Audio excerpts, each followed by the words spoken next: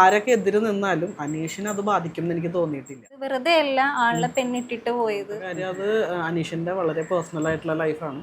പിന്നെ അങ്ങനെ ഒരു ഡിസിഷൻ ഉണ്ടായിട്ടുണ്ടെങ്കിൽ ഉറപ്പായിട്ടും എന്തെങ്കിലുമൊക്കെ കാരണം അത് അവർക്ക് പറയാനുണ്ട്. എനിക്കറിയാവുന്നിടത്തോളം അനീഷ് വളരെ സ്ട്രോങ് ആയിട്ടുള്ള ഒരു മനുഷ്യനാണ്. എന്നാലും അനീഷിൻ്റെ ഒരു ഫാമിലി ഞാൻ അറിഞ്ഞിടത്തോളം വളരെ സപ്പോർട്ടീവ് ആയിട്ടുള്ളൊരു ഫാമിലിയാണ്. എന്ത് കാരണങ്ങളുണ്ടെങ്കിലും അവനെ സപ്പോർട്ട് ചെയ്ത് കൂടെ നിൽക്കുന്ന ഒരു ഫാമിലി ആയിട്ടാണ് എനിക്ക് തോന്നിയിട്ടുള്ളത്. എഴുത്തിനെയാണോ ഏറ്റവും കൂടുതൽ സ്നേഹിച്ചത് അല്ലെങ്കിൽ കൃഷിയാണോ? അദ്ദേഹം രണ്ടും ഒരേപോലെ സ്നേഹിക്കുന്നുണ്ട്. അതുകൊണ്ടാണല്ലോ രണ്ട് കാര്യങ്ങളും ഒരേപോലെ കൊണ്ടുപോകുന്നത്.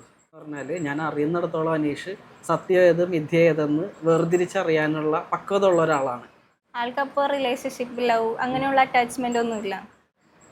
അവനോട് ഇഷ്ടം പറഞ്ഞിട്ടുള്ള കാര്യങ്ങളൊക്കെ പണ്ട് പറഞ്ഞിട്ടുണ്ട്. പക്ഷെ എന്തെങ്കിലും ഒരു കാര്യം അല്ലെങ്കിൽ എന്തെങ്കിലും ചെയ്യണമെന്നൊരു ആഗ്രഹം ഉണ്ടെങ്കിൽ അതിന് വേണ്ടിയിട്ട് തീവ്രമായിട്ട് ട്രൈ ചെയ്യുന്ന ഒരാളാണ് അനീഷ് എന്ന് എനിക്ക് തോന്നിയിട്ടുണ്ട്. നമസ്കാരം, വോയിസ് ഓഫ് കെയറിലേക്ക് എല്ലാവർക്കും സ്വാഗതം. ബിഗ് ബോസ് സീസൺ 7 അനീഷിൻ്റെ വിശേഷങ്ങൾ പങ്കുവയ്ക്കാൻ അനീഷിൻ്റെ പ്രിയ സുഹൃത്തും എഴുത്തുകാരനുമായ ഡിബിൻ ചേട്ടനാണ് നമ്മളോടൊപ്പം ചേരുന്നത്. നമസ്കാരം. നമസ്കാരം. ചേട്ടനിപ്പോൾ എന്താ ചെയ്യുന്നത്? ഞാനിപ്പോൾ ആക്ച്വലി ടീച്ചിങ് ആണ്.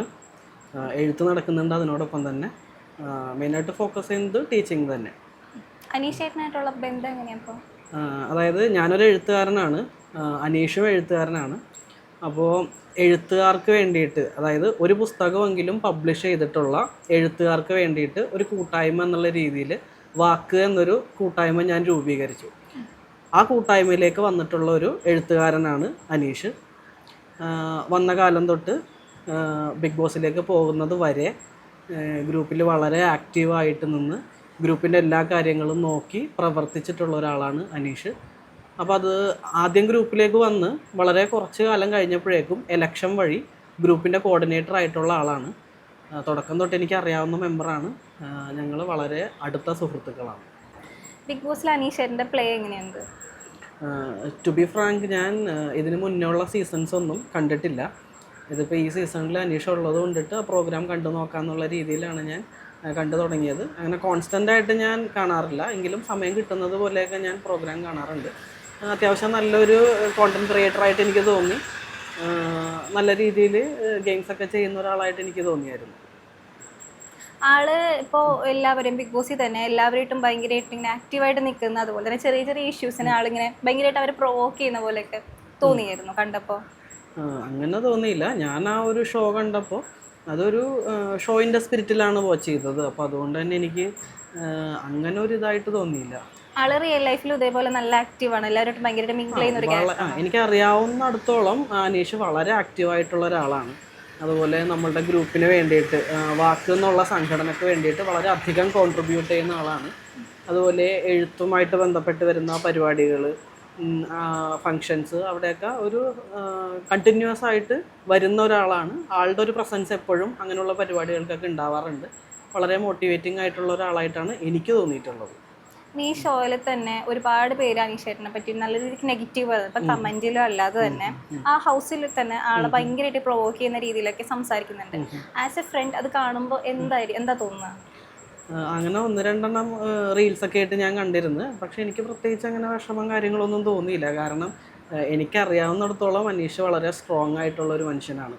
അപ്പോൾ അതുകൊണ്ട് തന്നെ അത്തരത്തിലുള്ള സംഭാഷണങ്ങളോ അല്ലെങ്കിൽ അത്തരത്തിൽ വരുന്ന ആളുകളുടെ പ്രതികരണങ്ങളോ ഒന്നും അനീഷിനെ ബാധിക്കില്ല എന്നാണ് എൻ്റെ ഒരു വിശ്വാസം. അതുകൊണ്ട് തന്നെ എനിക്കും പ്രത്യേകിച്ച് അങ്ങനെ വിഷമമൊന്നും തോന്നിയിട്ടില്ല. അപ്പോൾ നമുക്കിപ്പോൾ ഏറ്റവും കൂടുതൽ ഒരു വിഷമം വന്ന സംഭവം എന്ന് വെച്ചാൽ അനീഷേട്ടൻ ഒരു ഹ്യൂമൻ വേസ്റ്റ് എന്നുള്ള രീതിക്ക് ആദിലന്നൂറ പറഞ്ഞായിരുന്നു ഒരു ഓമനപ്പേര് എന്നുള്ള ടാസ്കിൽ. ആ ഒരു പേര് കേട്ടപ്പോൾ എന്താ തോന്നിയത്? അങ്ങനെ ഒരു അത്തരം ആരോപണങ്ങളോടൊന്നും എനിക്ക് വലിയ താല്പര്യമില്ല, എന്തിൻ്റെ പേരിലാണെങ്കിലും. പക്ഷെ എന്നിരുന്നാലും അത് അനീഷിനെ ബാധിക്കാത്തടത്തോളം നമ്മളെയും ബാധിക്കില്ല. യഥാർത്ഥത്തിൽ ആൾ ആ പേര് ഡിസേർവ് ചെയ്യുന്നുണ്ടെന്ന് അവർ പറയുന്നുണ്ട്. ശരിക്കും റിയൽ ലൈഫ് അനീഷേട്ടൻ അങ്ങനത്തെ ഒരു പേര് ഡിസേർവ് ചെയ്യുന്നുണ്ടോ? ഒരിക്കലും ഇല്ല. അനീഷിനെ അടുത്തറിയുന്ന ആരും അത് പറയില്ല. കാരണം വളരെ അധികം കഴിവുകളുള്ള ഒരു പുസ്തകം പ്രസിദ്ധീകരിച്ചിട്ടുള്ള ഒരാളാണ് അനീഷ്. ഇന്നത്തെ കാലത്ത് എത്ര ആളുകൾക്ക് സാധിക്കും ഒരു പുസ്തകം എഴുതാനായിട്ട്? അപ്പോൾ വളരെ അധികം കഴിവുകളുള്ള ഒരാളാണ്. അങ്ങനെ അത് ഡിസേർവ് ചെയ്യുന്നു എന്ന് പറയുന്നില്ല. അനീഷ് ഡിസേർവ് ചെയ്യുന്നത് വളരെ വളരെ വലിയ അംഗീകാരങ്ങളാണ്. അപ്പോൾ ആൾക്ക് ഇത്രയും ഹെയ്റ്റേഴ്സ് വരാൻ കാരണം എന്തുകൊണ്ടായിരിക്കും? അത് ഒരുപക്ഷെ അവരുടെ ആ ഒരു ഷോയുടെ സ്ട്രാറ്റജി ആവാം.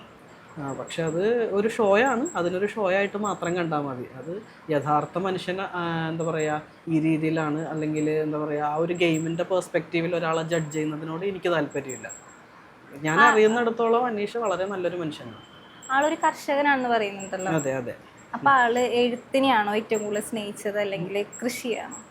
അദ്ദേഹം രണ്ടും ഒരേപോലെ സ്നേഹിക്കുന്നുണ്ട്, അതുകൊണ്ടാണല്ലോ രണ്ട് കാര്യങ്ങളും ഒരേപോലെ കൊണ്ടുപോകുന്നത്. ആൾക്ക് കൃഷിയുടെ പേരിൽ എന്തെങ്കിലും സമ്മാനങ്ങൾ അങ്ങനെ എന്തെങ്കിലും കിട്ടിയിട്ടുണ്ടോ? അതേപ്പറ്റി എനിക്കറിയില്ല. എഴുത്തുമായിട്ട് ബന്ധപ്പെട്ട് ഒരുപാട് പ്രവർത്തനങ്ങളൊക്കെ ചെയ്തിട്ടുള്ള ഒരാളാണ്. ആളുടെ കുടുംബം ആൾക്ക് ഈ ബിഗ് ബോസിൽ വരുന്നതിന് നല്ല സപ്പോർട്ടായിരുന്നു. തീർച്ചയായിട്ടും ആയിട്ടുണ്ടായിരിക്കണം. എനിക്ക് അതത്ര ഡീപ്പായിട്ട് അറിയില്ല. പക്ഷെ എന്നിരുന്നാലും അനീഷിൻ്റെ ഒരു ഫാമിലി ഞാൻ അറിഞ്ഞിടത്തോളം വളരെ സപ്പോർട്ടീവായിട്ടുള്ളൊരു ഫാമിലിയാണ്. എന്ത് കാരണങ്ങളുണ്ടെങ്കിലും അവനെ സപ്പോർട്ട് ചെയ്ത് കൂടെ നിൽക്കുന്ന ഒരു ഫാമിലി ആയിട്ടാണ് എനിക്ക് തോന്നിയിട്ടുള്ളത്. അപ്പോൾ തീർച്ചയായും ഫാമിലി സപ്പോർട്ടായിരിക്കണം. ബിഗ് ബോസിൽ ഒരു ലവ് സ്ട്രാറ്റജി വന്നാൽ അനീഷ് ചേട്ടൻ അതിൽ വീഴാൻ സാധ്യതയുണ്ടാവും? എനിക്ക് തോന്നുന്നത് അങ്ങനെ ഒരു സ്ട്രാറ്റജി ഏതെങ്കിലും ഒരു സൈഡിൽ നിന്ന് ഉണ്ടായാൽ അനീഷ് വീഴാൻ സാധ്യത ഇല്ല എന്നാണ്. കാരണം എന്താണെന്ന് പറഞ്ഞാൽ ഞാൻ അറിയുന്നിടത്തോളം അനീഷ് സത്യം ഏത് മിഥ്യ ഏതെന്ന് വേർതിരിച്ചറിയാനുള്ള പക്വത ഉള്ള ഒരാളാണ്. അപ്പോൾ അതുകൊണ്ട് തന്നെ അത്തരം പ്രവണതകളോട് പുള്ളി പോസിറ്റീവായിട്ട് റെസ്പോണ്ട് ചെയ്യില്ല എന്നാണ് എൻ്റെ വിശ്വാസം. ആൾക്കപ്പോൾ റിലേഷൻഷിപ്പ്, ലവ് അങ്ങനെയുള്ള അറ്റാച്ച്മെൻ്റ് ഒന്നുമില്ല എന്ന് പറഞ്ഞാൽ പുള്ളി എല്ലാവരോടും വളരെ സൗഹൃദപരമായിട്ടുള്ള സംഭാഷണമാണ്. നമ്മുടെ ഗ്രൂപ്പിൽ ഏകദേശം 170ഓളം മെമ്പേഴ്സ് ഉണ്ട്. എല്ലാവരുടെ അടുത്തും നല്ല രീതിയിൽ തന്നെ പെരുമാറുന്ന ഒരാളാണ്. ഒരു ജെൻ്റൽമാനാണ്, വളരെ നല്ലൊരാളാണ്. ലവ് സ്ട്രാറ്റജി അത് എനിക്ക് തോന്നുന്നില്ല. ചേട്ടൻ്റെ അറിവിൽ തന്നെ ചേട്ടനോട് ആരെങ്കിലും അങ്ങനെ ഒരു അപ്രോച്ച് നടത്തിയതായിട്ട് അറിയോ? അങ്ങനത്തെ സംഭവങ്ങളൊക്കെ ഞങ്ങൾ ഫ്രണ്ട്സാണ്. അപ്പോൾ അതുകൊണ്ട് തന്നെ സംഭാഷണത്തിൽ എന്താ പറയുക അവനോട് ഇഷ്ടം പറഞ്ഞിട്ടുള്ള കാര്യങ്ങളൊക്കെ പണ്ട് പറഞ്ഞിട്ടുണ്ട്. പക്ഷേ പുള്ളി ഭയങ്കര ഫോക്കസ്ഡ് ആണ്. എനിക്ക് തോന്നിയിട്ടുള്ള ഒരു പുള്ളിയുടെ ഭയങ്കര ഒരു പ്ലസ് പോയിൻ്റ് അതാണ്. വളരെ ഫോക്കസ്ഡ് ആണ്. അതായത് ഒരു കാര്യം ചെയ്യാനിരിക്കുമ്പോൾ അതിൽ 100% കോൺട്രിബ്യൂട്ട് ചെയ്യുക എന്നുള്ളത് പുള്ളിയുടെ ഒരു രീതിയാണ്. ഫോർ എക്സാമ്പിൾ ഇപ്പോൾ ഈ ഒരു ബിഗ് ബോസ് എന്ന് പറയുന്ന ഒരു ഷോ നമ്മൾ പല ആളുകളും കണ്ടിട്ടുള്ള ഷോ ആണെങ്കിൽ നമുക്കൊരാഗ്രഹം ഉണ്ടാവും അതിൽ പാർട്ടിസിപ്പേറ്റ് ചെയ്യണമെന്ന്. ഇപ്പോൾ ഞാൻ കുറേ വർഷങ്ങളായിട്ട് കണ്ടിന്യൂസ് ആയിട്ട് കണ്ടിരുന്ന ഒരു ഷോ ആണ് സ്റ്റാർ സിംഗർ. അപ്പോൾ ഞാനതിൽ എനിക്കതിൽ പാർട്ടിസിപ്പേറ്റ് ചെയ്യണം എന്നുള്ളൊരാഗ്രഹം ഉണ്ടായിട്ടുണ്ട്. പക്ഷേ ഞാൻ അതിനുവേണ്ടി ഒന്നും ചെയ്തിട്ടില്ല. ഇവിടെ വരുമ്പോൾ അനീഷിൻ്റെ കേസിൽ അനീഷ് സ്ഥിരമായിട്ട് കണ്ടിരിക്കുന്ന ഒരു ഷോ ആയിരിക്കണം ബിഗ് ബോസ്. അതുകൊണ്ടാണ് അനീഷിന് അതിൽ വരണം എന്നൊരാഗ്രഹം വന്നത്. പക്ഷേ ഒരു കോമണറായിട്ട് അതിലെങ്ങനെ വരാം എന്നുള്ളത് ആൾ ട്രൈ ചെയ്തു. നമ്മൾ എത്ര പേര് അത് ട്രൈ ചെയ്യുന്നുണ്ട്, മനസ്സിലായ?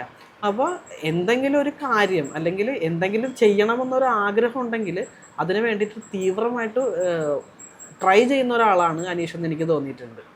അതുപോലെ തന്നെ ചേട്ടൻ ഇങ്ങനെ നിങ്ങൾ ഫ്രണ്ട്സ് ആയിട്ടിരിക്കുന്ന സമയത്ത് തന്നെ ആളെന്തെങ്കിലും തോട്ട്സ് പറയാറുണ്ട്? ഇപ്പോൾ മോട്ടിവേഷൻ ആവുന്ന രീതിക്ക് തോട്ട്സ് ഒക്കെ പറയാറുണ്ടോ? ഡെഫിനറ്റ്ലി. അതിപ്പോൾ നമ്മൾ എഴുത്തുപരമായിട്ടല്ലാതെയും നമുക്ക് എന്തെങ്കിലുമൊക്കെ ഒരു പ്രശ്നം വന്നാൽ മുന്നിൽ നിൽക്കുന്ന ആളാണ്. അപ്പോൾ എനിക്ക് എന്തെങ്കിലും ഒരു പ്രശ്നം ഉണ്ടെങ്കിൽ നമ്മളുടെ ഗ്രൂപ്പ് പരമായിട്ടല്ലാത്തതും ആയിട്ടുള്ള എന്തെങ്കിലുമൊക്കെ പ്രശ്നം ഉണ്ടെങ്കിൽ ഓപ്പണായിട്ട് സംസാരിക്കാൻ പറ്റിയിട്ടുള്ള ഒരാളാണ് ആൾ. പലതവണ അങ്ങനത്തെ സിറ്റുവേഷൻസിൽ ഞാൻ സംസാരിച്ചിട്ടുള്ള ആളാണ് പേഴ്സണലി. അപ്പോൾ പോസിറ്റീവായിട്ടുള്ള ഒരാൾ തന്നെയാണ്, എനിക്കങ്ങനെയാണ് തോന്നിയിട്ടുള്ളത്. ബ്രോക്ക് അങ്ങനെ അനുഭവം കിട്ടിയിട്ടുണ്ടോ? അപ്പോൾ എന്നുവെച്ചാൽ നമ്മളെല്ലാവരും മനുഷ്യന്മാരല്ലേ, മനുഷ്യന്മാരാകുമ്പോൾ എന്തെങ്കിലുമൊക്കെ പ്രശ്നങ്ങളൊക്കെ എപ്പോഴും ഉണ്ടാവാറുണ്ട്. അതിന് ആള് സ്ഥിരമായിട്ട് പറയുന്ന ഏതെങ്കിലും ഒരു അഡ്വൈസ് പറയാമോ, ഒരു ഇൻസ്പിറേഷൻ ആവുന്ന രീതിക്ക്? അത് വളരെ നല്ലൊരു ചോദ്യമാണ്. ഞാൻ ഒരു പുസ്തകം എഴുതി, അതോടുകൂടി പിന്നെ ഞാൻ എൻ്റെ വേറെ തിരക്കുകളിലൊക്കെ ആയിട്ട് മാറി. അദ്ദേഹം ഒരു പുസ്തകം കംപ്ലീറ്റ് ചെയ്ത് ഇപ്പോൾ അടുത്ത പുസ്തകത്തിൻ്റെ വർക്ക് നടക്കുകയാണ്. അപ്പോൾ ഒരു എഴുത്തുകാരനാവുക എന്നുള്ള നിലയിലേക്ക് വന്നിട്ടുള്ള ആളുകളാണ് ഞങ്ങളെല്ലാവരും, അല്ലെങ്കിൽ സാഹിത്യ ലോകത്തേക്ക് ഒരു കോൺട്രിബ്യൂഷൻ നടത്തുക എന്നുള്ളതിൽ. അപ്പോൾ എന്നെ എല്ലാ ദിവസവും അല്ലെങ്കിലും പറ്റുന്നത് പോലെയൊക്കെ പുള്ളി വിളിച്ചിട്ട് എൻ്റെ പുതിയ എഴുത്തിൻ്റെ അപ്ഡേഷൻസ് ചോദിക്കാറുണ്ട്. എത്രത്തോളം എഴുതി, എത്ര പേജസ് ആയി, അങ്ങനെയുള്ള കാര്യങ്ങളൊക്കെ ചോദിക്കാറുണ്ട്. അതുപോലെ തന്നെ ഞാൻ എഴുതിയ തീമുകളൊക്കെ വായിച്ച് കേൾപ്പിച്ച് സജഷൻസൊക്കെ പറയാറുണ്ട്. അങ്ങനെ ആളുടെ ഒപ്പം നമ്മളും വളരണം എന്ന് ആഗ്രഹമുള്ള ഒരാളായിട്ട് എനിക്ക് തോന്നിയിട്ടുണ്ട്. അത് തന്നെയാണ് എനിക്ക് തോന്നുന്ന ഏറ്റവും വലിയ മോട്ടിവേഷൻ. ദിപിൻ ചേട്ടൻ എഴുതിയ ബുക്കിൻ്റെ പേരും അതിൻ്റെ ഉള്ളടക്കം ഒന്ന് പറയാമോ? ഓക്കെ, എൻ്റെ പുസ്തകം ഒരു കഥാസമാഹാരമാണ്. സ്മൃതിയിലൊരു കയ്യൊപ്പം എന്നാണ് പുസ്തകത്തിൻ്റെ പേര്. 10 കഥകളടങ്ങുന്ന ഒരു പുസ്തകം. കഥകളെപ്പറ്റി പറയുവാണെങ്കിൽ ഞാൻ കണ്ടിട്ടുള്ള അല്ലെങ്കിൽ ഞാൻ കടന്നു പോയിട്ടുള്ള കാലഘട്ടങ്ങളാണ് പുസ്തകത്തിൻ്റെ പ്രമേയമായിട്ട് വന്നിട്ടുള്ളത്. നമ്മളുടെ കുടുംബ പശ്ചാത്തലവും അതുപോലെ തന്നെ നമ്മളുടെ വീടിന് ഉള്ളിലുള്ള സ്നേഹബന്ധങ്ങളും അതിനെ പറ്റിയിട്ടൊക്കെയാണ്. സ്നേഹത്തിൻ്റെ വിവിധ തലങ്ങളാണ് എൻ്റെ ഓരോ കഥയിലും ഞാൻ അവതരിപ്പിച്ചിട്ടുള്ളത്. അനീഷേട്ടൻ്റെ ബുക്കിൻ്റെ ഉള്ളടക്കം എന്താ? അനീഷിൻ്റെ പുസ്തകത്തിൻ്റെ പേര് എന്നേരം തുഴഞ്ഞ് എന്നാണ്. ഇതുപോലെ തന്നെ ഒരു മെമ്മോയർ ടൈപ്പ് പുസ്തകമാണ്. അതായത് അദ്ദേഹത്തിൻ്റെ ഓർമ്മകളും നല്ല നിമിഷങ്ങളും കൂട്ടിച്ചേർത്ത് തയ്യാറാക്കിയിട്ടുള്ളൊരു പുസ്തകം. നമുക്ക് വളരെ എളുപ്പത്തിൽ വായിച്ച് തീർക്കാൻ പറ്റുന്ന വളരെ നല്ലൊരു പുസ്തകമാണ് അനീഷിൻ്റെ പുസ്തകം. ഈ അടുത്ത് ഗവൺമെന്റ് ജോബിന്റെ ഒരു ഇഷ്യൂ ഉണ്ടായിരുന്നു. അനീഷേട്ടൻ ബിഗ് ബോസിൽ കയറിയതിന് ശേഷം ജോബിൽ നിന്ന് ലീവ് എടുത്തിട്ട് പോയെന്നുള്ളൊരു സംഭവം ഉണ്ടായിരുന്നു. അത് എന്തായിരുന്നു അതിന് സംഭവം? അതെന്താന്ന് പറഞ്ഞാൽ, ഈ ഒരു ഗവൺമെൻറ് ജോലിയുടെ ഏറ്റവും വലിയ ഒരു പ്രത്യേകത അല്ലെങ്കിൽ ഏറ്റവും വലിയൊരു ഹൈലൈറ്റ് ആണ് നമുക്ക് ലോങ് ലീവ് എടുക്കുക എന്നുള്ളത്. അതൊരു പ്രൊവിഷനാണ്. ഒരു ഗവൺമെൻറ് സർവീസിലേക്ക് ഒരാൾ വരുന്നത് വെറുതെ കയറി വരുന്നതല്ല. അത്യാവശ്യം നല്ല രീതിയിൽ ഹാർഡ് വർക്ക് ചെയ്ത് പഠിച്ച് കിട്ടുന്ന ജോലിയാണ്. അപ്പോൾ ലീവ് എടുക്കുക എന്ന് പറഞ്ഞാൽ അത് പെയ്ഡ് ലീവ് അല്ല, മനസ്സിലായ? അതായത് ഇപ്പം നമ്മൾ ഒരു 5 വർഷം ലീവ് എടുത്താൽ ആ 5 വർഷം നമുക്ക് സാലറി ഉണ്ടാവില്ല. ആ സമയത്ത് സബ്സ്റ്റിറ്റ്യൂട്ടായിട്ട് വേറൊരു എംപ്ലോയി വന്ന് വർക്ക് ചെയ്യുന്നു, അയാൾക്ക് സാലറി കിട്ടുന്നു. ഇവിടെ അനീഷ് നല്ലതുപോലെ പഠിച്ച് ഒരു നല്ല പൊസിഷനിലെത്തി. അതിന് ശേഷമാണ് അദ്ദേഹം ലീവ് എടുത്തിട്ടുള്ളത്. അതായത് അദ്ദേഹത്തിൻ്റെ ഇഷ്ടങ്ങളാണ് ഒരു പുസ്തകം തയ്യാറാക്കുക, അതുപോലെ ഇങ്ങനെ ഒരു മത്സരത്തിൽ പങ്കെടുക്കുക.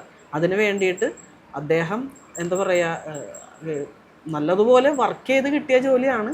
ആൻഡ് അതുപോലെ തന്നെ അതിനകത്ത് ലീവ് എടുക്കാമെന്നൊരു പ്രൊവിഷനും ഉണ്ട്. അതുകൊണ്ടാണ് അദ്ദേഹം ആ ഒരു രീതി തിരഞ്ഞെടുത്തിട്ടുള്ളത്. പിന്നെ ഒരു പുസ്തകം തയ്യാറാക്കുക എന്ന് പറഞ്ഞാൽ എല്ലാ ആളുകൾക്കും സാധിക്കുന്ന ഒരു കാര്യമല്ല. ലീവ് എടുത്തിട്ട് ആദ്യം ചെയ്ത കാര്യം എന്ന് പറഞ്ഞാൽ ഒരു പുസ്തകം എഴുതി തയ്യാറാക്കുക എന്നുള്ളതാണ്. അപ്പോൾ അതുകൊണ്ട് തന്നെ വെറുതെ ലീവ് എടുത്ത് വീട്ടിലിരിക്കുകയോ കറങ്ങി നടക്കുകയല്ല, പ്രൊഡക്റ്റീവായിട്ട് വർക്ക് ചെയ്യുന്നുണ്ട്. അപ്പോൾ അത്തരം സ്റ്റേറ്റ്മെൻറ്റൊക്കെ ശരിക്കും പറഞ്ഞാൽ ഇൻവാലിഡാണ്. ആളപ്പോൾ ജോലി കിട്ടുന്നതിന് വേണ്ടിയിട്ടാണോ അല്ലെങ്കിൽ കഥ എഴുതാൻ വേണ്ടിയിട്ടാണോ ആൾ 100% വെച്ചിരുന്നത്? എനിക്ക് തോന്നിയിട്ടുള്ളത് അദ്ദേഹം ചെയ്യുന്ന എല്ലാ കാര്യങ്ങളും 100% കോൺട്രിബ്യൂട്ട് ചെയ്യാറുള്ള ആളാണ്. ഒരു പുസ്തകം എഴുതുമ്പോൾ പേരിനൊരു പുസ്തകം എന്നല്ല, മികച്ചൊരു പുസ്തകം ആവണം എന്നുള്ള ആഗ്രഹത്തോടു കൂടി തന്നെയാണ് എഴുതിയിട്ടുള്ളത്. അത് ആളുടെ പുസ്തകം വായിക്കുമ്പോൾ നമുക്ക് മനസ്സിലാവും. അതേപോലെ തന്നെ പഠിച്ച സമയത്ത് നല്ല വൃത്തിക്ക് പഠിച്ചിട്ടുണ്ട്. അതിൻ്റെ റിസൾട്ടാണ് ആൾക്ക് കിട്ടിയിട്ടുള്ള ഗവൺമെൻറ് ജോലി എന്നുള്ളത്. അപ്പോൾ ഇത്രയും പറഞ്ഞതിൽ ചേട്ടൻ എപ്പോഴെങ്കിലും അനീഷേട്ടൻ്റെ ഭാഗത്തു നിന്നുള്ള ഒരു നെഗറ്റീവ് ക്വാളിറ്റി എന്തെങ്കിലും തോന്നിയിട്ടുണ്ടോ? എനിക്ക് അനീഷിൻ്റെ സൈഡിൽ നിന്ന് അങ്ങനെ നെഗറ്റീവ് ക്വാളിറ്റീസ് ആയിട്ട് ഒന്നും തോന്നിയിട്ടില്ല. ആളിങ്ങനെ സംസാരിച്ചത് തന്നെ റിപ്പീറ്റ്, ആളൊരു സ്റ്റേറ്റ്മെന്റ് വെച്ചാൽ അത് ശരി വെക്കുന്ന അതിന് വേണ്ടി ആൾ വാദിക്കാറുണ്ടോ എപ്പോഴെങ്കിലും? ഇല്ല, അങ്ങനെ ഉണ്ടെന്നുണ്ടെങ്കിൽ അത് ഓരോ ആളുകളുടെ സംസാര രീതിയാണ്. നമ്മൾ അതിനെ ജഡ്ജ് ചെയ്യാൻ നമ്മൾ ആരുമല്ല. ബിഗ് ബോസിൽ തന്നെ ആള് ഭയങ്കരമായിട്ട് പ്രൊവോക്ക് ചെയ്യുന്നു. ഒരു കാര്യം സ്റ്റേറ്റ്മെന്റ് പറഞ്ഞാൽ അത് തന്നെ പറഞ്ഞുകൊണ്ടിരിക്കുന്നു, മറ്റുള്ളവരെ കേൾക്കാനായിട്ട് ആള് നിൽക്കുന്നില്ല. അങ്ങനെ കുറെ സംഭവം നമ്മൾ കാണുന്നുണ്ട് എപ്പിസോഡ് കാണുമ്പോൾ. അപ്പോൾ അതിനെ കുറിച്ചാണ് എന്താ പറയാനുള്ളത്? ആള് റിയൽ ലൈഫിൽ അങ്ങനെ തന്നെയാണോ? ഇത് ഞാൻ പറഞ്ഞല്ലോ, ഇതൊരു ഷോ ആണ്. അതുകൊണ്ട് തന്നെ അവർക്ക് അവരുടേതായിട്ടുള്ള സ്ട്രാറ്റജീസ് ഉണ്ടാവും. അപ്പോൾ ആ ഒരു സ്ട്രാറ്റജിയുടെ ബേസിലായിരിക്കും ആ ഷോ പോയിക്കൊണ്ടിരിക്കുന്നത്. ആള് റിയൽ ആയിട്ട് അങ്ങനെയല്ല.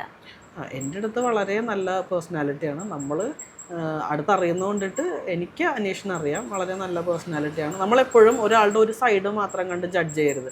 അതൊരു ഷോ ആണ്. അതുകൊണ്ട് തന്നെ അതിൻ്റെ നിലനിൽപ്പിന് അത്തരം സ്ട്രാറ്റജി ആവശ്യമായിട്ടുണ്ടാവാം.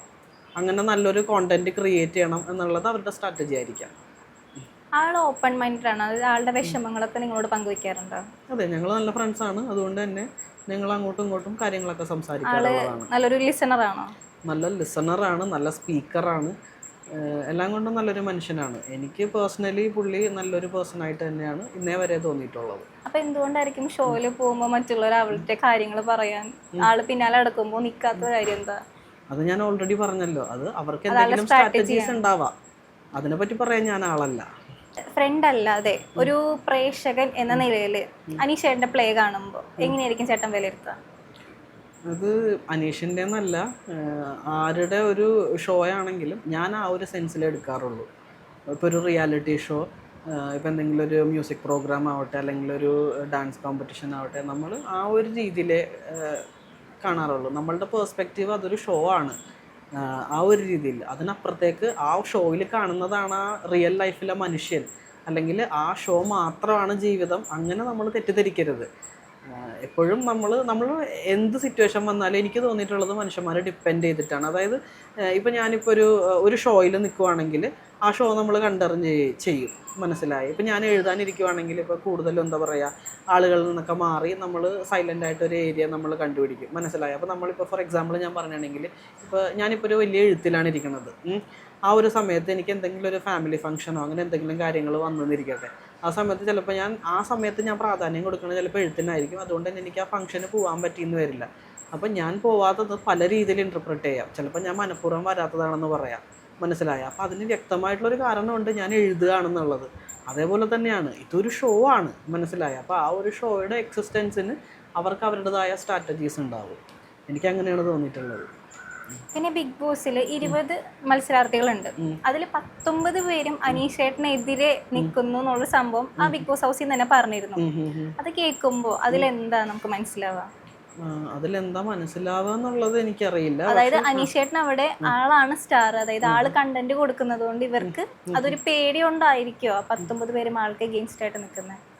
അതെനിക്കറിയില്ല. പക്ഷെ എനിക്കറിയാവുന്നൊരു കാര്യം എന്ന് പറഞ്ഞിട്ടുണ്ടെങ്കിൽ ആരൊക്കെ എതിര് നിന്നാലും അനീഷിനെ അത് ബാധിക്കുമെന്ന് എനിക്ക് തോന്നിയിട്ടില്ല.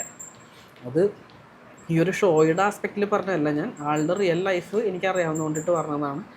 എൻ്റെ നല്ലൊരു ഫ്രണ്ടാണ്, വളരെ അടുത്തറിയുന്നൊരു സുഹൃത്തായതുകൊണ്ട് ഞാൻ പറഞ്ഞതാണ്. അങ്ങനെ എന്തെങ്കിലുമൊക്കെ പ്രശ്നം വന്നാൽ തളർന്നു പോകുന്ന ഒരാളല്ല അനീഷ്. അപ്പോൾ ആളുടെ ആ ഒരു പ്രമോ കാണുമ്പോൾ തന്നെ അതിനകത്ത് ഒരുപാട് കമൻസ് കാണാൻ പറ്റും. ഫസ്റ്റ് വീക്ക് തന്നെ ഭയങ്കര ജാട, പുറത്താവാൻ പോണവൻ, പിന്നെന്താ ഭയങ്കര വെറുപ്പിക്കലാണല്ലോ, ഇയാൾ അധികം പോകത്തില്ല എന്നൊക്കെ കുറേ കമൻസ് ഒക്കെ കാണുന്നുണ്ട്. അപ്പോൾ അതിനെ എങ്ങനെയാണ് പ്രതികരിക്കുന്നത്? അതായത് അത് ശരിക്കും ഓരോ ആളുകളുടെ പേഴ്സ്പെക്റ്റീവിനെ ഡിപ്പെൻഡ് ചെയ്താണ്.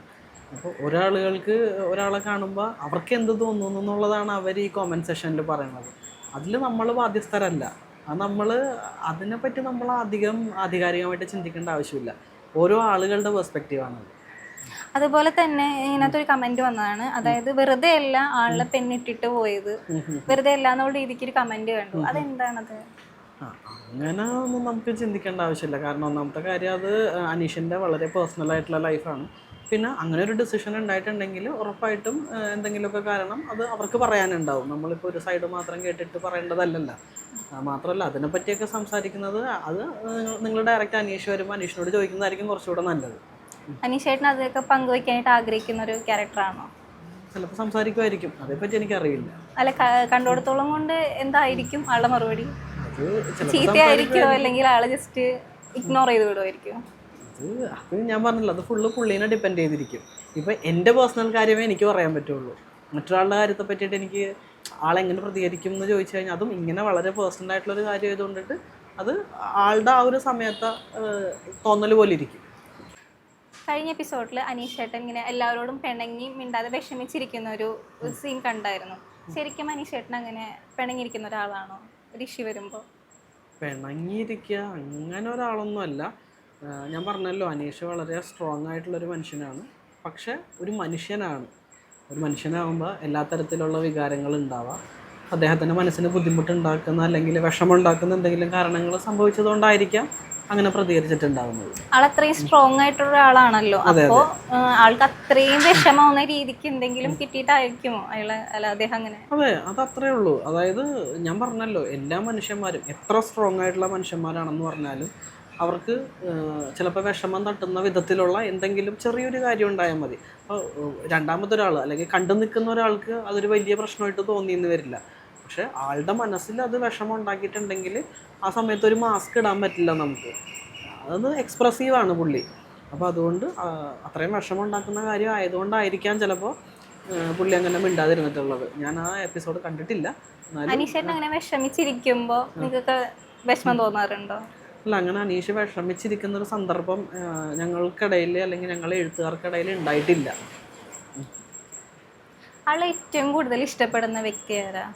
ഒബ്വിയസ്ലി ആളുടെ ഫാമിലിയാണ്. കാരണം എന്താ പറയുക, ആള് ജീവിക്കുന്നത് തന്നെ ആളുടെ ഫാമിലിക്ക് വേണ്ടിയിട്ടായിട്ട് എനിക്ക് തോന്നിയിട്ടുണ്ട്. അതെനിക്ക് പേഴ്സണലി തോന്നിയിട്ടുള്ളൊരു കാര്യമാണ്. ഒരു എപ്പിസോഡിൽ അഭിലാഷ് അനീഷനോട് പറയുന്നുണ്ട്, നിനക്ക് എന്ത് കഴിവുണ്ടായിട്ടാണ് നീ ഇതിൽ വന്നേന്ന് ഒരു സ്റ്റേറ്റ്മെന്റ് വെക്കുന്നുണ്ട്. അത് ആൾക്ക് ഒരു സോഷ്യൽ മീഡിയ സ്റ്റാറ്റസ് ഇല്ലാത്തത് കൊണ്ടായിരിക്കുമോ അവരങ്ങനെ ഒരു ടാർഗറ്റ് ചെയ്ത് കളിക്കുന്നത്? അനീഷ് ഒരു സെലിബ്രിറ്റി അല്ല എന്ന് പറയുന്നത്, അനീഷ് ഒരു കോമണറായിട്ട് വന്ന ആളാണ്. ബാക്കിയുള്ള ആളുകളൊക്കെ സെലിബ്രിറ്റി ഫെയിമുള്ള ആളുകളാണ്. ആൻഡ് ഇതിൽ ഒരു സത്യമായിട്ടുള്ളൊരു കാര്യം എന്താണെന്ന് പറഞ്ഞാൽ, അനീഷിനെ അറിയപ്പെടുന്നൊരു കമ്മ്യൂണിറ്റി ഉണ്ട്, ഓത്തേഴ്സിൻ്റെ അല്ലെങ്കിൽ എഴുത്തുകാരുടെ ഒരു കമ്മ്യൂണിറ്റി. അപ്പോൾ അനീഷിനെ പൊതുജനങ്ങൾ അറിയുന്നില്ല എന്ന് പറഞ്ഞാൽ അത്രയധികം വായന കുറഞ്ഞു എന്നാണ് അതിൻ്റെ അർത്ഥം. മനസ്സിലായ? ഒരു പുസ്തകം വായിക്കുന്ന ഒരാൾക്ക് അനീഷിനെ അറിയാൻ പറ്റും. അപ്പോൾ വായന കുറയുക, അങ്ങനെ ഒരു സാമൂഹിക പ്രശ്നം കൂടി അതിൻ്റെ അകത്തുണ്ട്. മനസ്സിലായോ ഞാൻ പറഞ്ഞത്? അതായത് വായനയുടെ പ്രാധാന്യം കൂടെ നമ്മളതിൽ ഉൾപ്പെടുത്തണം. പുസ്തകങ്ങൾ വായിച്ചിരിക്കുന്ന ഒരാളാണെങ്കിൽ ഉറപ്പായിട്ടും അദ്ദേഹത്തെ അറിയും. അപ്പോൾ പുസ്തകങ്ങൾ വായന ഇല്ലാത്ത ഒരാളായതുകൊണ്ടാണ് ആളുകൾ അറിയാത്തത്. എനിക്കങ്ങനെയാണ് തോന്നിയിട്ടുള്ളത്. അപ്പൊ ആളെ ടാർഗറ്റ് ചെയ്ത് കളിക്കുന്നത് എന്തുകൊണ്ടായിരിക്കും? ആ 19 മത്സരാർത്ഥികൾ എന്തുകൊണ്ടായിരിക്കും ആളെ ടാർഗറ്റ് ചെയ്ത് കളിക്കുന്നത്? അങ്ങനെ ടാർഗറ്റ് ചെയ്യുന്നുണ്ടെങ്കിൽ അതിനെപ്പറ്റി എനിക്കറിയില്ല കേട്ടോ. അതെന്താ പേടി സംഭവം? കൊണ്ടായിരിക്കും, ചിലപ്പോൾ കപ്പ് വെക്കുന്നുള്ള പേടി കൊണ്ടായിരിക്കും. ചിലപ്പോൾ ആവാം, അങ്ങനെ എന്തെങ്കിലും പേടി ഉണ്ടാവാൻ ചിലപ്പോൾ. അനീഷേട്ടൻ ബിഗ് ബോസിൽ വരാനുള്ള കാര്യം എന്താണ്? അതിനോട് സെലിബ്രിറ്റി സ്റ്റാറ്റസിന് വേണ്ടിയിട്ടാണോ അല്ലെങ്കിൽ അതിനോടുള്ള ഇഷ്ടം കൊണ്ടാണോ? അത് ഞാൻ നേരത്തെ പറഞ്ഞായിരുന്നില്ലേ, നമ്മൾ ഓരോ ആളുകൾക്കും ഓരോ താല്പര്യം ഉണ്ടാവും. ഇപ്പോൾ ചില ആളുകൾക്ക് ട്രാവൽ ചെയ്യാൻ ഭയങ്കര ഇഷ്ടമായിരിക്കും, ചില ആളുകൾക്ക് പുതിയ പുതിയ ഫുഡുകൾ കഴിക്കണം എന്നുള്ള താല്പര്യം ഉണ്ടാവും. പക്ഷെ നമ്മളിൽ പലരും അതിന് വേണ്ടിയിട്ട് എഫേർട്ട് എടുക്കാറില്ല. അപ്പോൾ അനീഷിന് ഒരു പക്ഷേ ഇങ്ങനെയുള്ള ഷോസൊക്കെ ചെയ്യാൻ ഒത്തിരി ഇഷ്ടം ഉണ്ടായിട്ടുണ്ടാവണം. അദ്ദേഹം അതിനുള്ള എഫേർട്ട് എടുത്ത് അങ്ങനെ അതിലെത്തി. അനീഷേട്ടൻ എപ്പോഴെങ്കിലും അതിനെ കുറിച്ചൊക്കെ പറഞ്ഞിട്ടുണ്ടോ? ഇങ്ങനെ ഫ്രണ്ട് സർക്കിൾ ഇരിക്കുമ്പോൾ എനിക്ക് പോകാൻ ഇഷ്ടമാണ്, മത്സരിക്കാനൊക്കെ ഇഷ്ടമാണെന്നൊക്കെ എപ്പോഴെങ്കിലും സൂചിപ്പിച്ചിട്ടുണ്ടോ? അങ്ങനെ പ്രത്യേകം സൂചിപ്പിച്ചിട്ടില്ലെങ്കിലും നമുക്കറിയാം, കാരണം വളരെ ആക്റ്റീവായിട്ടുള്ള ഒരു മെമ്പറാണ്. അതുപോലെ തന്നെ ഈ വരുന്ന 31 നമ്മുടെ വാക്ക് ഗ്രൂപ്പ് കണ്ടക്ട് ചെയ്യുന്ന ഓണം സെലിബ്രേഷൻ്റെ മോഡറേറ്റർ, ആങ്കർ ചെയ്യാൻ നിന്നേച്ചത് നിൽക്കാമെന്ന് പറഞ്ഞിട്ടുണ്ടായിരുന്നത് അനീഷാണ്. അപ്പോഴാണ് അനീഷ് ബിഗ് ബോസിലേക്ക് പോയത്. അതെ, ആള് ബിഗ് ബോസിൽ കയറിയപ്പോൾ എല്ലാവർക്കും ഭയങ്കര സർപ്രൈസ് ആയിരുന്നു. പ്രതീക്ഷിച്ചിട്ടുണ്ടായിരുന്നോ കയറോ ഇല്ലയോ എന്നൊക്കെ? അല്ല, നമുക്ക് ഇങ്ങനെ ഒരു കാര്യം അറിയില്ല, അത് വളരെ സർപ്രൈസ് ആയിട്ടുള്ള ഒരു കാര്യമായിരുന്നല്ലോ. അപ്പോൾ കേട്ട് കഴിഞ്ഞപ്പോൾ എല്ലാവർക്കും സന്തോഷമായി. കൺഗ്രാറ്റുലേഷൻ ഒക്കെ കൊടുക്കാൻ പറ്റിയായിരുന്നോ? അതെ, എനിക്ക് കൊടുക്കാൻ പറ്റിയായിരുന്നു, കാരണം ബിഗ് ബോസ് ഹൗസിൽ കയറുന്നതിന് മുന്നേ എന്നെ വിളിച്ചിട്ടുണ്ടായിരുന്നു. ബാക്കിയുള്ള എല്ലാവരോടും പറയണമെന്ന് പ്രത്യേകം പറഞ്ഞ് ഏൽപ്പിച്ചിട്ടാണ് ആള് പോയത്. ഇപ്പോൾ വാക്ക് സംഘടനയെ പറ്റി പറഞ്ഞല്ലോ, അപ്പോൾ എന്താണ് ആ ഒരു കൂട്ടായ്മയെ പറ്റി ഇതാക്കുന്നത്? വാക്കെന്ന് പറഞ്ഞാൽ, ഇപ്പം എൻ്റെ പുസ്തകം പ്രസിദ്ധീകരിച്ചതിന് ശേഷം നമ്മൾ പുസ്തകമായിട്ട് ബന്ധപ്പെട്ട് വരുന്ന ഇവൻറ്റുകൾ, അതുപോലെ തന്നെ അങ്ങനെ ഒരുപാട് കാര്യങ്ങളുണ്ട്. ഒരു പുസ്തകം തയ്യാറാക്കുമ്പോൾ നമ്മൾ അതിൻ്റെ കവർ പിക്ക് ചെയ്യണം, ലേ ഔട്ട് ചെയ്യണം, എഡിറ്റിംഗ് ഉണ്ട്, അത് ആളുകളിലേക്ക് എത്തിക്കണം. അങ്ങനെ പല മാർഗ്ഗങ്ങൾ, പല കാര്യങ്ങളും ഉണ്ട് അതിൻ്റെ പുറകിൽ. അപ്പോൾ നമുക്ക് ഒരു കമ്മ്യൂണിറ്റി വേണം. ഇപ്പം എല്ലാ ആളുകൾക്കും ഉള്ളതുപോലെ എഴുത്തുകാർക്ക് മാത്രമായിട്ടൊരു കമ്മ്യൂണിറ്റി വേണം എന്നുള്ള എൻ്റെ ഒരു തോന്നലിൽ നിന്നാണ് പിന്നീട് വാക്ക് എന്നുള്ളൊരു കൂട്ടായ്മ രൂപപ്പെട്ടിട്ടുള്ളത്. അപ്പോൾ എൻ്റെ ഒരു സുഹൃത്തായിട്ടുള്ള സാരംഗുണ്ട്, സാരംഗിനോട് ഞാൻ എൻ്റെ ഒരു ഐഡിയ ഞാൻ പറഞ്ഞ് എനിക്കിങ്ങനെ ഒരു കൂട്ടായ്മ രൂപീകരിക്കണം എന്ന് ആഗ്രഹമുണ്ട്. അപ്പോൾ അവൻ പറഞ്ഞ് എന്തായാലും ഫുൾ സപ്പോർട്ടുണ്ട്, ചെയ്യുന്നൊക്കെ പറഞ്ഞ് അങ്ങനെ നമ്മൾ ആരംഭിച്ച ഒരു വാട്സപ്പ് കൂട്ടായ്മയാണ് വാക്ക് എന്നുള്ളത്.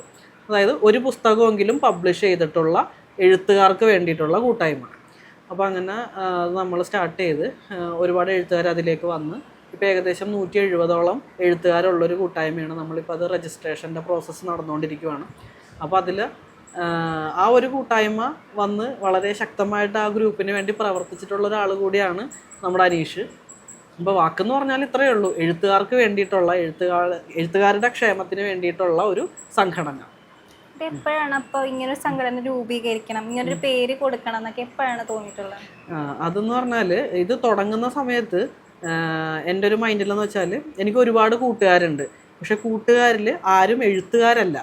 ബാക്കി ഡോക്ടേഴ്സ് ഉണ്ട്, അതുപോലെ തന്നെ എല്ലാ ഫീൽഡിലുള്ള ആളുകളുണ്ട്, പക്ഷേ എഴുത്തുകാരായിട്ടുള്ള ആരും ഉണ്ടായിരുന്നില്ല. ആ സമയത്താണ് ഞാൻ ആലോചിക്കുന്നത് എഴുത്തുകാർക്ക് വേണ്ടിയിട്ടൊരു കമ്മ്യൂണിറ്റി വേണ്ടേ എന്നുള്ളത്. അങ്ങനെയാണ് ആ ഒരു തോട്ടില്ല, അതിൽ നിന്ന് നിന്നിട്ടാണ്, ആ ഒരു തോട്ട് പ്രോസസ്സിൽ നിന്നാണ് ഇപ്പോൾ വാക്ക് രൂപപ്പെട്ടിട്ടുള്ളത്. വാക്ക് എന്നുള്ള പേര് നിർദ്ദേശിച്ചതാരാ? വാക്ക് എന്നുള്ള പേര് ഞാൻ തന്നെയാണ് നിർദ്ദേശിച്ചത്. ഒരുപാട് പേരുകൾ നിർദ്ദേശിച്ചിട്ടുണ്ടായിരുന്നു. അതിനുശേഷം അതിൽ നിന്ന് ഗ്രൂപ്പിൽ തന്നെ ഒരു പോളിട്ട് സെലക്ട് ചെയ്ത പേരാണ് വാക്ക് എന്നുള്ളത്. വാക്കിനൊരു ലോഗോ ഉണ്ട്. ആ ലോഗോ ഡിസൈൻ ചെയ്തിരിക്കുന്നത് വാക്കിലെ തന്നെ ഒരു മെമ്പറായ അഭിനന്ദാണ്. അഭിനന്ദിൻ്റെ പുസ്തകം ബിയോണ്ട് ദ മെമ്മറീസ് എന്നുള്ളതാണ്. അനീഷേട്ടൻ അപ്പോൾ ഇതിലേക്ക് വരുവാണോ ചെയ്തത്, അല്ലെങ്കിൽ ആരെങ്കിലും പറഞ്ഞറിയുകയാണോ ചെയ്തത്? അല്ല, നമ്മൾ ഓത്തേഴ്സ് ആയതുകൊണ്ട് തന്നെ നമുക്കൊരു കണക്ഷൻസ് എല്ലാ ആളുകളിലും ഉണ്ടാവും. ഇപ്പോൾ അനീഷിൻ്റെ പുസ്തകം പ്രസിദ്ധീകരിച്ചിട്ടുള്ളത് മാൻകൈൻഡ് ലിറ്ററേച്ചറാണ്. അപ്പോൾ മാൻകൈൻഡ് ലിറ്ററേച്ചർ പ്രസിദ്ധീകരിച്ചിട്ടുള്ള പുസ്തകങ്ങൾ എഴുതിയിട്ടുള്ള ഒരുപാട് ഓത്തേഴ്സ് നമ്മളുടെ ഗ്രൂപ്പിലുണ്ട്. അപ്പോൾ അങ്ങനെ കണക്റ്റഡ് ആയിട്ടാണ് നമ്മുടെ ഗ്രൂപ്പിലേക്ക് വരുന്നത്. അപ്പോൾ ഇത്രയും തിരക്കിനിടയിൽ നമ്മുടെ അനീഷേട്ടനെ പറ്റി നമ്മളോട് ഒരുപാട് കാര്യങ്ങൾ പങ്കുവയ്ക്കാനായിട്ട് നമ്മോട് സഹകരിച്ച ദിപിൻ ചേട്ടന് നന്ദി.